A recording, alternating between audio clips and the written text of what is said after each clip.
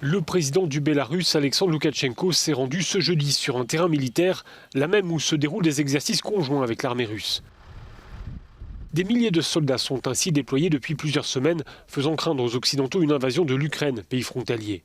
Cette situation inquiète la chef de l'opposition bélarusse, Svetlana Tikhanovskaya, qui vit aujourd'hui en exil en Lituanie. Elle s'est exprimée sur Euronews.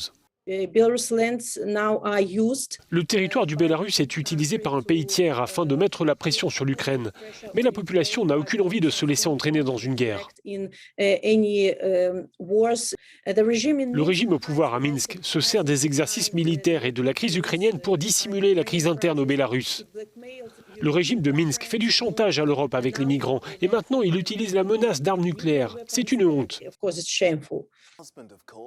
Svetlana Tikhanovskaya va participer à la conférence de Munich qui s'ouvre ce samedi, un rendez-vous annuel consacré aux grands enjeux sécuritaires et qui sera cette année dominé par la crise ukrainienne.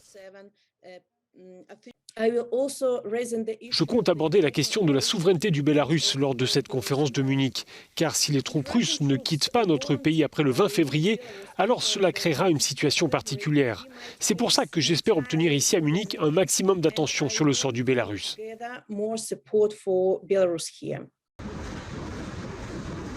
Les exercices conjoints au Bélarus sont censés se finir ce dimanche.